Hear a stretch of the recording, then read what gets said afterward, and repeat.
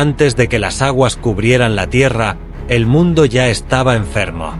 En los días antiguos, según narra el Génesis, los hombres habían olvidado su origen sagrado.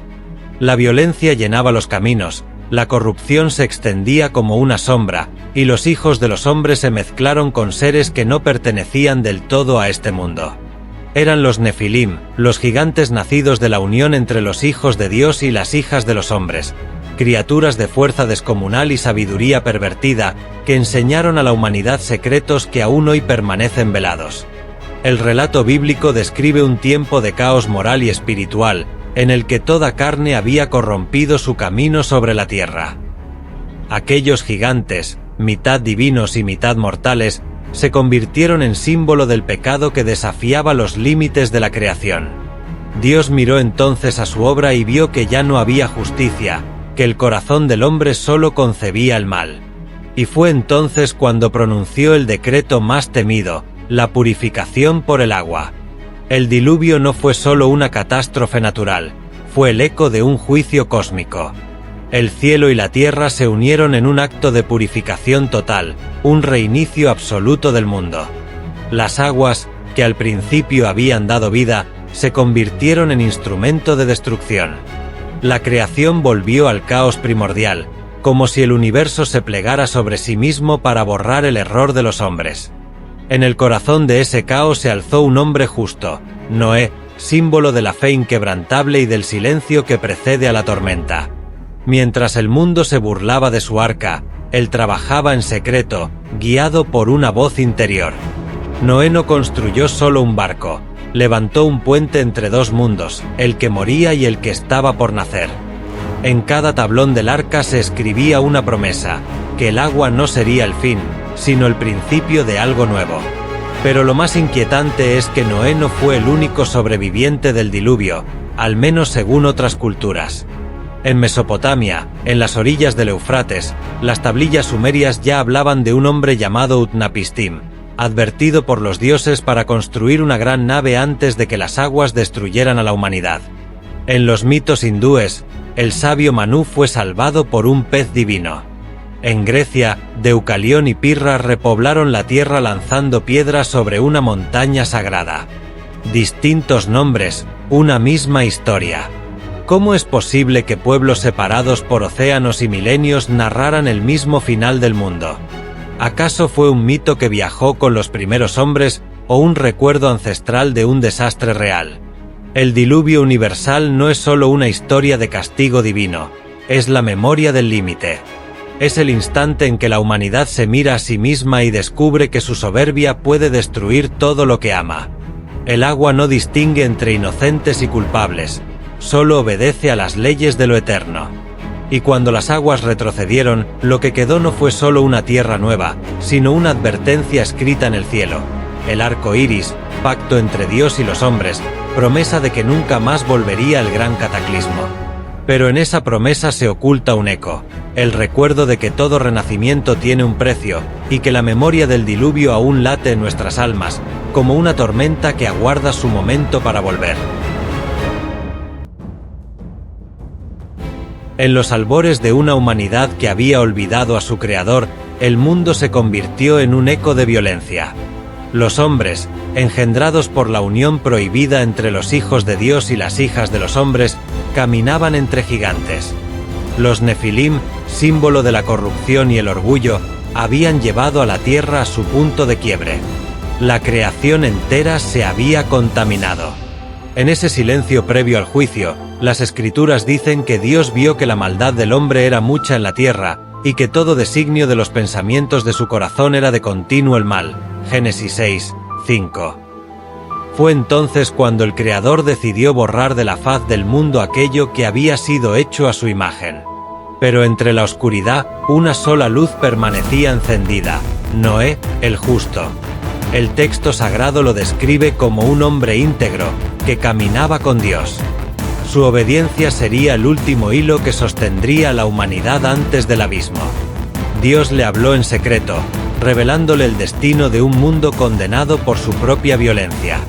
Le ordenó construir un arca, una nave descomunal, con medidas precisas, 300 codos de largo, 50 de ancho, 30 de alto.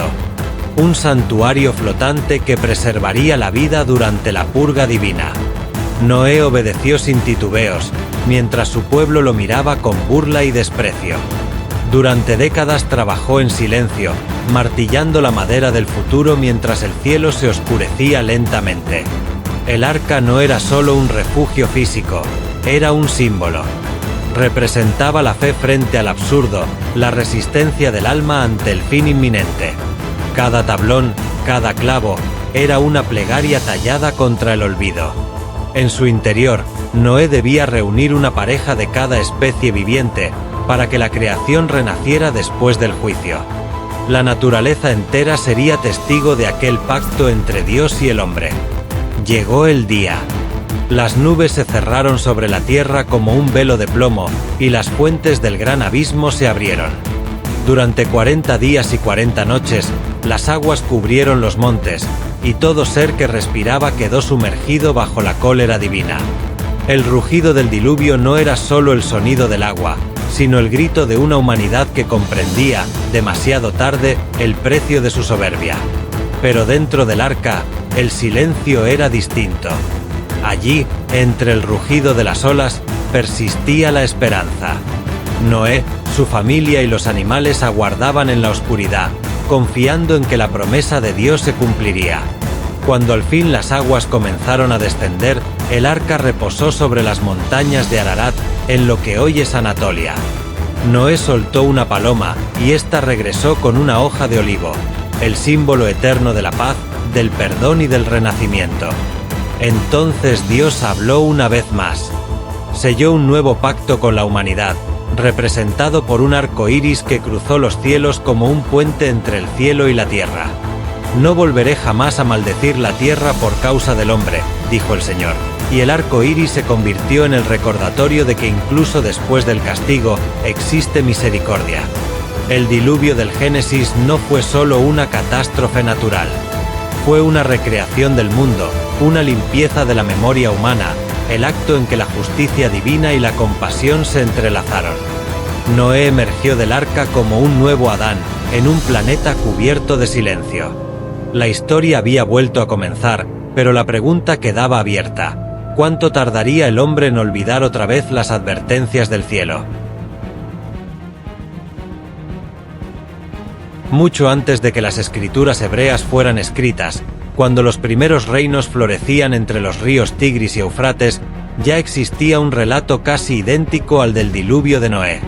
En la antigua Mesopotamia, cuna de civilizaciones y dioses de arcilla, se narraba la epopeya de un hombre que sobrevivió a una inundación enviada para borrar a la humanidad, Utnapishtim, el Noé sumerio. El relato se conserva en la célebre epopeya de Gilgamesh, grabada en tablillas de arcilla hace más de 4000 años. Fue hallada entre las ruinas de Nínive en el siglo XIX, cuando los arqueólogos desenterraron los restos de la biblioteca del rey Asurbanipal. Allí, entre fragmentos cubiertos de cuneiforme, apareció una historia que desconcertó al mundo académico, los mismos elementos del Génesis, pero escritos más de un milenio antes. Según el mito, los dioses mesopotámicos decidieron destruir a los hombres porque su ruido y corrupción perturbaban el descanso divino. Solo Utnapishtim, advertido por el dios Ea, fue salvado. Recibió la orden de construir una gran nave con medidas exactas, de llevar dentro a su familia, sus posesiones y las simientes de toda criatura viviente. Cuando la tempestad llegó, las aguas cubrieron el mundo durante 6 días y 7 noches. Cuando finalmente amainó, el barco se posó sobre el monte Nisir, la contraparte sumeria del Ararat, y Utnapishtim liberó una paloma, luego una golondrina y, por último, un cuervo. El cuervo no regresó, las aguas se habían retirado. La similitud con el relato bíblico es tan precisa que los estudiosos se preguntan si Moisés, o los redactores del Génesis, conocieron o heredaron esta tradición. Pero más allá de la cuestión histórica, el mito revela algo más profundo, el arquetipo del diluvio universal. Un patrón que se repite como una cicatriz en la memoria colectiva de la humanidad. En el poema, Gilgamesh, rey de Uruk, busca la inmortalidad. En su peregrinar encuentra a Utnapishtim, el único hombre que ha sobrevivido al juicio de los dioses. El sabio le revela el secreto de su supervivencia y el castigo divino que lo condenó a una eternidad de soledad. Así, la epopeya no es solo la crónica de una inundación, sino una meditación sobre los límites del hombre frente a lo divino, la inmortalidad, la culpa, la redención. Utnapishtim encarna al justo que obedece, como Noé, pero su historia está teñida de melancolía. No emerge a un nuevo mundo bendecido, sino a un exilio perpetuo. Los dioses le conceden la vida eterna, pero lo destierran lejos de los hombres, recordándole que el don de los dioses siempre tiene un precio. El descubrimiento de las tablillas de Gilgamesh cambió la manera en que el mundo moderno entendió la Biblia. Demostró que los relatos del Antiguo Testamento no existían en un vacío, sino en un océano de mitos antiguos donde las fronteras entre religión, memoria y poesía se disolvían. Quizás, más que una copia, el Génesis sea una eco reinterpretado, una versión monoteísta de una verdad ancestral compartida por todos los pueblos. ¿Fue el diluvio un acontecimiento real transmitido de generación en generación hasta transformarse en mito? ¿O fue una metáfora universal sobre la fragilidad del hombre frente a la ira de los cielos? Lo cierto es que tanto Noé como Utnapishtim representan lo mismo, la posibilidad de salvación en medio del caos. Dos nombres separados por siglos y lenguas, pero unidos por una misma imagen, el arca que flota sobre el fin del mundo. El relato del diluvio no pertenece solo a la Biblia ni a las tablillas de arcilla mesopotámicas. Es un eco que atraviesa océanos y milenios. Desde los templos de Oriente hasta las selvas de América, casi todas las civilizaciones del mundo guardan el recuerdo de una inundación primordial. Y aunque los nombres y los dioses cambian, el mensaje permanece. La humanidad fue destruida por su corrupción, y solo unos pocos sobrevivieron para comenzar de nuevo. En las tierras del Oriente, los antiguos hindúes narraban en el Satapatha Brahmana la historia de Manú, el primer hombre. Un día, mientras lavaba sus manos en un río, un pequeño pez le habló y le advirtió que pronto llegaría un gran diluvio. Manú lo protegió en una vasija, y el pez, que resultó ser el dios Vishnu, le indicó construir una gran nave para salvarse junto a los sabios y las semillas de todos los seres vivos.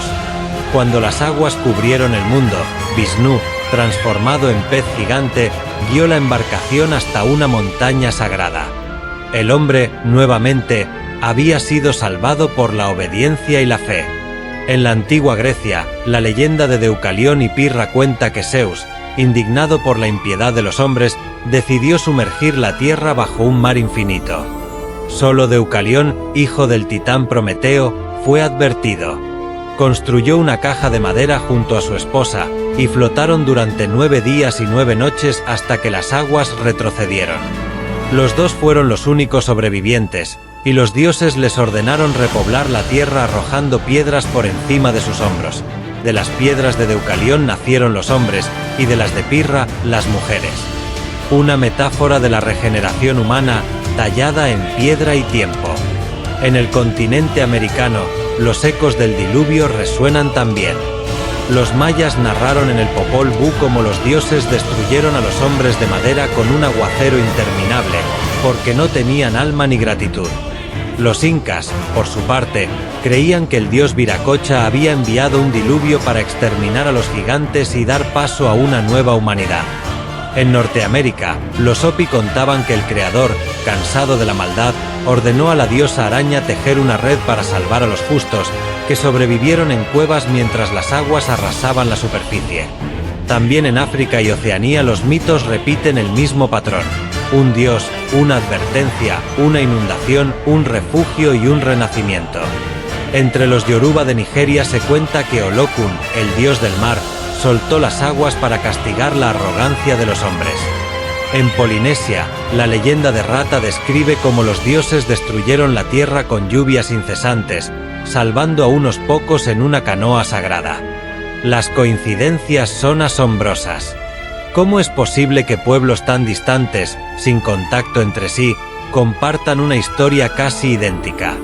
Algunos arqueólogos hablan de un recuerdo ancestral de los grandes deshielos ocurridos al final de la última glaciación, cuando el nivel del mar subió más de 100 metros en pocos milenios.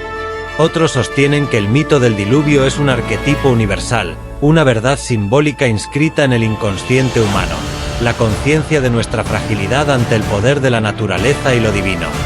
Sea cual sea la explicación, los relatos convergen en un mismo punto: la purificación. El agua borra, pero también da vida, destruye, pero al hacerlo, permite que todo vuelva a comenzar. Quizás por eso el diluvio, en todas las culturas, no es solo el fin del mundo, sino el inicio de uno nuevo. Durante siglos, el diluvio universal fue considerado un relato sagrado o una alegoría moral. Sin embargo, a medida que la ciencia avanzó, comenzó a surgir una pregunta inquietante: ¿y si aquel diluvio del que hablan todas las civilizaciones no fue solo un mito? En los últimos 200 años, geólogos, paleoclimatólogos y arqueólogos han intentado rastrear las huellas de una catástrofe real que pudiera explicar la persistencia del relato.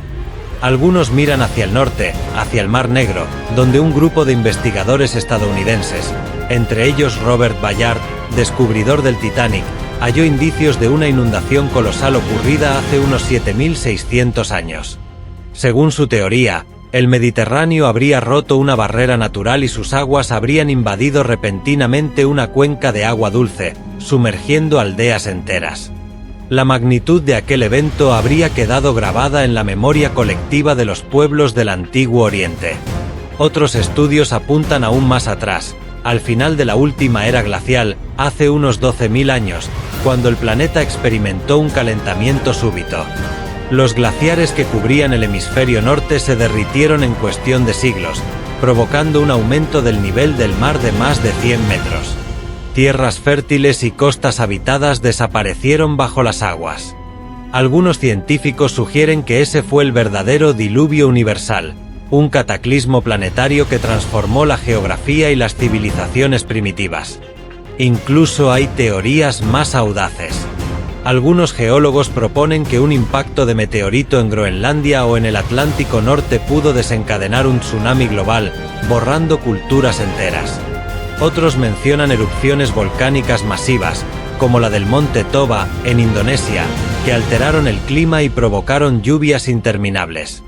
Pero la ciencia no se limita a la Tierra.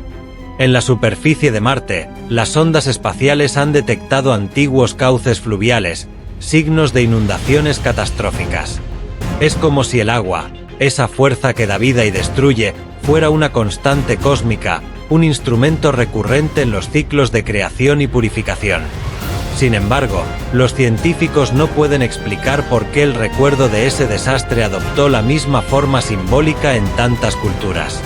¿Por qué el arca, el justo salvado, los animales, la montaña? ¿Cómo se repite un mismo guión en pueblos que jamás se conocieron? Quizás la explicación no sea solo geológica, sino espiritual. Tal vez, en lo profundo de la memoria humana, existe una huella ancestral que trasciende el tiempo: el miedo al agua como castigo y la esperanza en el renacimiento. El diluvio, visto desde la ciencia, no contradice la fe, la complementa. La Biblia, la epopeya de Gilgamesh o el mito de Manú podrían ser las interpretaciones sagradas de un evento real, transmitidas de generación en generación hasta convertirse en parábola. La diferencia entre mito y memoria se difumina. Y así, el agua que los antiguos vieron caer del cielo podría ser también el espejo de algo más profundo: la necesidad del ser humano de encontrar sentido en la destrucción.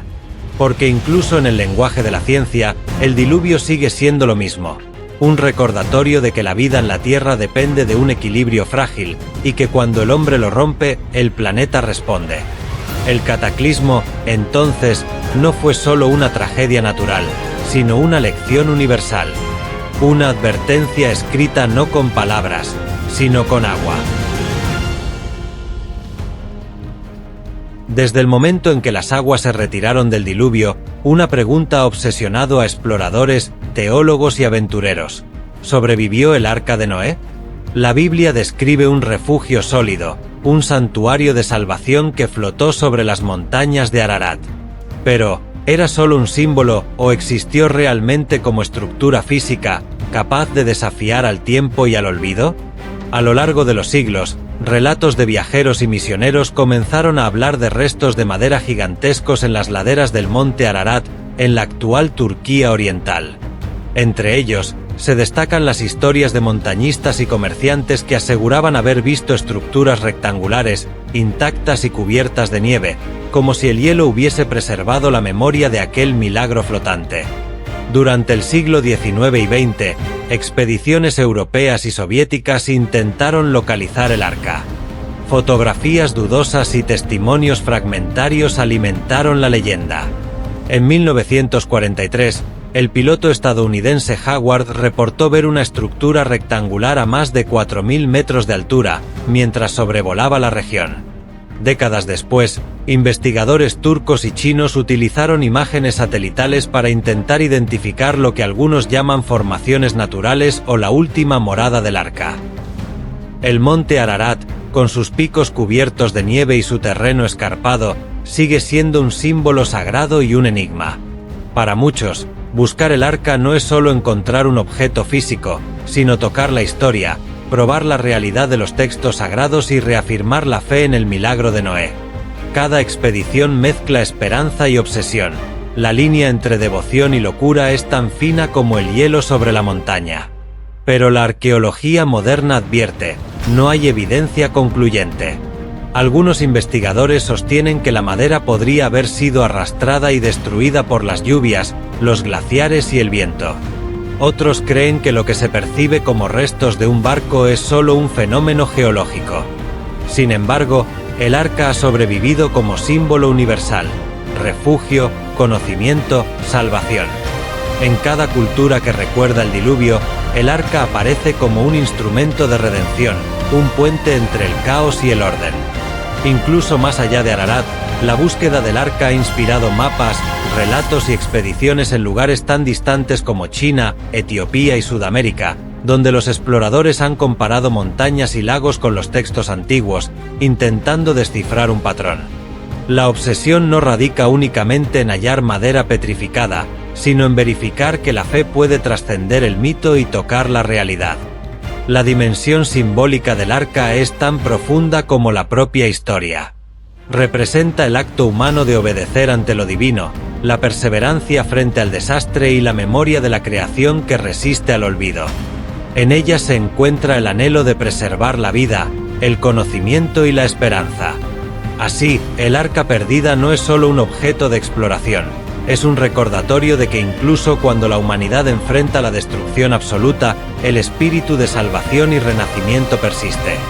Cada expedición, cada fotografía y cada leyenda nos acerca un poco más a la pregunta que nos sigue inquietando. ¿Será posible que un fragmento del milagro de Noé aún flote en algún rincón de la tierra, esperando ser descubierto? Cuando el agua finalmente se retiró y el mundo emergió del caos, Dios hizo una señal visible para toda la humanidad: el arco iris. En Génesis, se describe como un pacto eterno entre el Creador y los hombres. Mi arco he puesto en las nubes, el cual será por señal del pacto entre mí y la tierra. Génesis 9 y 13. No era solo un fenómeno natural, sino un recordatorio imborrable de reconciliación, misericordia y renacimiento. Nunca más destruiré toda carne con aguas de diluvio. Génesis 9 y 15. Una promesa que resonaría a lo largo de los siglos, inspirando fe y esperanza. Génesis 9 y 16 añade: así que el arco será por señal del pacto entre mí y la tierra, reforzando la idea de un compromiso eterno y visible que une cielo y tierra. El arco iris ha fascinado a los hombres desde siempre. Su aparición tras la tormenta simboliza la armonía entre cielo y tierra, la transición de la destrucción a la vida.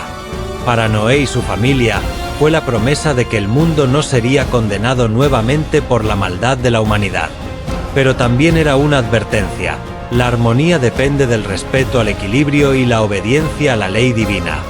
Cada color y cada curva se convierten en un recordatorio de la relación frágil y sagrada entre lo humano y lo divino. El simbolismo del arco iris trasciende la Biblia. En la tradición hindú se asocia a Indra, dios del cielo y la lluvia, quien muestra la transición entre tormenta y paz.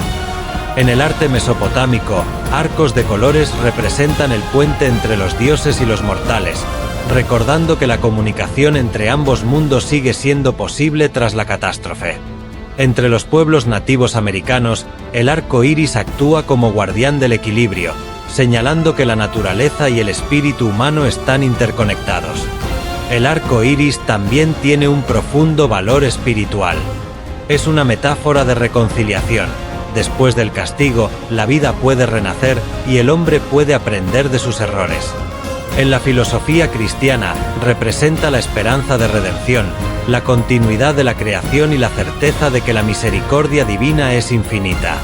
Pinturas renacentistas y obras barrocas lo retratan como un puente de luz sobre la tormenta, recordando al espectador que, tras el caos, siempre existe la posibilidad de restauración y paz. La aparición del arco iris es también un símbolo de fidelidad y justicia divina. En un mundo donde la violencia y la corrupción parecían prevalecer, la señal en el cielo confirmaba que Dios no abandona a la creación, sino que permanece vigilante, ofreciendo oportunidades para el arrepentimiento y la armonía. Incluso los poetas y místicos antiguos lo mencionan como puente entre la tierra y lo divino, enseñando que cada tormenta deja tras de sí una enseñanza visible. En esencia, el arco iris es el primer signo de esperanza después del diluvio. Representa la renovación, la paz que sigue a la catástrofe y la estabilidad restaurada.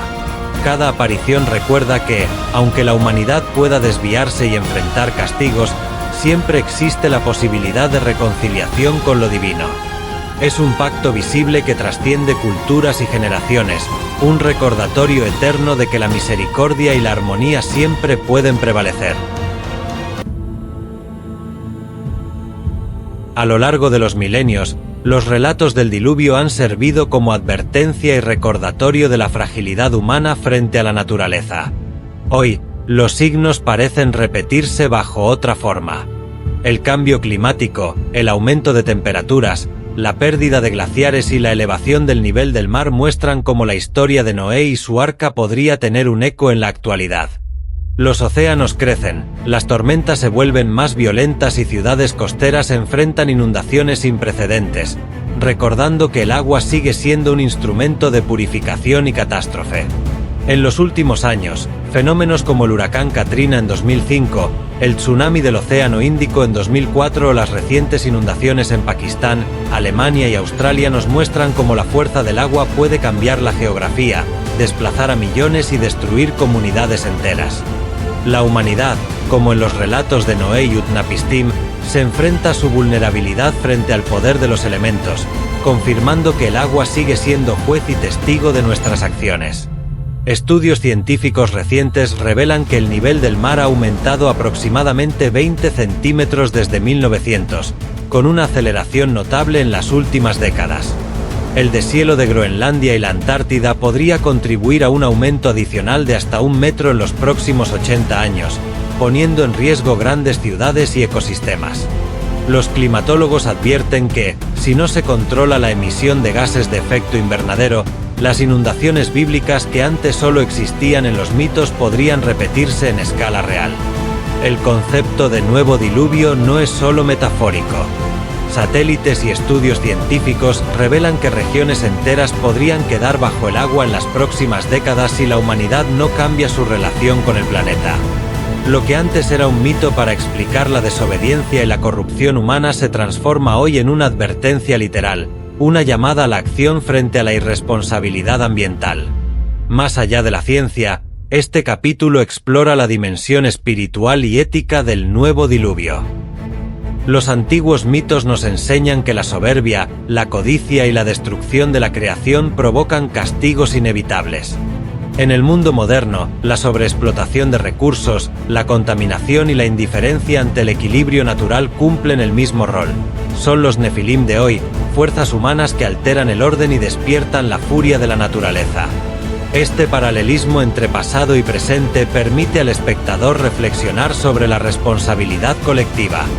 Como en el relato bíblico, La salvación depende del conocimiento, la previsión y la acción consciente. La figura del arca puede interpretarse hoy como símbolo de preparación y conciencia ecológica, un recordatorio de que el hombre debe preservar la vida y proteger el planeta para las generaciones futuras. El capítulo concluye con una reflexión poética. La tormenta no solo destruye, sino que enseña. Cada inundación, cada catástrofe, es un espejo que nos muestra los errores de la humanidad y la necesidad de reconciliación con la naturaleza. Como el diluvio ancestral, los eventos contemporáneos combinan juicio y oportunidad. Destruir para purificar, arrasar para renovar, advertir para salvar. El nuevo diluvio nos recuerda que el mito no es solo historia antigua, es una lección viva que nos insta a respetar el equilibrio, aprender de los errores y reconocer que, frente a la fuerza del agua, todos los hombres somos iguales.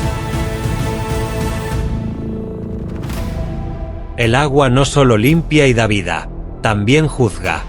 Desde tiempos antiguos, culturas de todo el mundo han percibido los ríos, mares y lluvias como fuerzas con voluntad propia, capaces de castigar o recompensar según el comportamiento de los hombres. En la Biblia, el diluvio es el juicio supremo de Dios sobre la humanidad corrupta, pero también un acto de misericordia, destruir para purificar, aniquilar para crear un nuevo comienzo. El agua se convierte en espejo de la condición humana, reflejando nuestras virtudes y defectos, nuestra capacidad de construir y de destruir. El concepto del juicio a través del agua se refleja en el arte desde tiempos remotos. Miguel Ángel, en su famoso fresco del diluvio en la Capilla Sistina, representa la tormenta con un dramatismo que combina horror y belleza, mostrando cómo el hombre se enfrenta a fuerzas que lo superan y cómo, a pesar de la destrucción, la esperanza sobrevive. William Blake, siglos más tarde, captura la dimensión moral y apocalíptica del agua en sus visiones, donde los océanos se vuelven instrumentos de revelación y juicio divino, reflejando la relación íntima entre lo humano y lo sagrado. Los filósofos han interpretado este juicio como metáfora de los ciclos de la existencia. Heráclito, en su visión del mundo en constante cambio, podría haber reconocido en el diluvio un ejemplo de la naturaleza como reguladora del equilibrio universal. La vida surge del caos, pero la destrucción es necesaria para mantener la armonía. En este sentido, el agua actúa como fuerza moral y natural, castiga el exceso, purifica la impureza, protege el orden. El juicio del agua se extiende más allá de lo espiritual. La geología y la arqueología revelan inundaciones catastróficas que han marcado la historia de civilizaciones enteras. Desde los depósitos del Mar Negro hace 12.000 años hasta tsunamis prehistóricos en Asia y América, los datos científicos confirman que la naturaleza, a través del agua, ha impuesto su propio juicio, modelando sociedades y paisajes, como lo describen los relatos míticos y religiosos. Cada cultura ha interpretado este juicio de manera particular. Para los antiguos egipcios, las crecidas del Nilo dictaban la prosperidad o el desastre. Los mayas veían en las tormentas un aviso de los dioses sobre el comportamiento de la humanidad. En Japón, las inundaciones eran consideradas mensajes de los kami, los espíritus que regulan la vida y la muerte. En todos los casos, el agua actúa como fuerza ética, recordando a los hombres su lugar en el universo. El capítulo también invita a la reflexión sobre la humanidad contemporánea. Hoy, frente a huracanes devastadores, tsunamis y el deshielo acelerado, seguimos aprendiendo la lección del juicio del agua. La naturaleza sigue siendo juez implacable y la responsabilidad recae sobre nosotros. Los antiguos relatos nos enseñan que el respeto, la previsión y la armonía con el entorno son esenciales para la supervivencia. El agua, entonces, no es solo un elemento natural, es símbolo, juez y espejo de la condición humana. Nos recuerda que la creación puede castigar y premiar, que la misericordia y la justicia son inseparables y que, frente a su fuerza, todos los hombres son iguales. Cada gota que cae es un recordatorio de que la vida es un ciclo de destrucción y renovación, de juicio y aprendizaje, de memoria y esperanza. Al final, el juicio del agua nos enseña que la humanidad debe escuchar, aprender y respetar los ciclos naturales y divinos. Como el diluvio que marcó el inicio de una nueva era, cada tormenta es oportunidad de introspección y reconciliación, un llamado a reconocer que, en la vastedad del mundo, el hombre es tanto creador como custodio de su destino. El diluvio no es solo un relato antiguo, es un espejo de nuestra propia existencia, un recordatorio de que la humanidad, a lo largo de los siglos, ha oscilado entre la destrucción y la renovación. El agua que arrasó la tierra, que puso fin a una era, también abrió la puerta a un nuevo comienzo. La historia de Noé, de Utnapishtim, de los héroes de todas las culturas que sobrevivieron a las inundaciones, resuena hoy como eco de advertencia y esperanza. En cada gota que cae, en cada tormenta que sacude el mundo, se esconde la memoria de lo que fuimos y de lo que podemos llegar a ser. Los Nefilim, según la tradición bíblica, fueron los desencadenantes de aquel cataclismo primordial, símbolos de la corrupción y de la soberbia que la humanidad aún enfrenta en distintas formas. Cada desastre natural, cada inundación, cada cambio climático es un recordatorio contemporáneo de aquel juicio. La tierra reclama equilibrio, justicia y respeto. El diluvio nos enseña que la destrucción no es el final, sino un proceso de purificación. La construcción del arca, el cuidado de los animales, la espera paciente durante 40 días y 40 noches, reflejan la esperanza y la perseverancia humanas, la fe que sostiene la vida frente al caos. El arco iris, símbolo de reconciliación y pacto, sigue apareciendo como un recordatorio de que, incluso tras la tormenta más devastadora, la humanidad puede renacer y aprender. Los relatos de otras culturas, la epopeya de Gilgamesh, los mitos de Deucalión, las inundaciones en China, América y África, muestran que el diluvio es un fenómeno universal, grabado en la memoria colectiva de la humanidad. La repetición de estos mitos a lo largo del tiempo y el espacio sugiere no solo un evento real, sino también la necesidad de transmitir lecciones morales y éticas a cada generación. El arte ha inmortalizado esta memoria. Pinturas, frescos, poemas y esculturas reflejan la fuerza del agua como límite entre la vida y la muerte, entre lo divino y lo humano. Miguel Ángel, William Blake y tantos otros capturaron la dualidad del diluvio: horror y belleza, destrucción y esperanza, juicio y misericordia. En cada obra, el agua no es solo elemento, sino protagonista moral y espiritual, capaz de enseñar, castigar y renovar.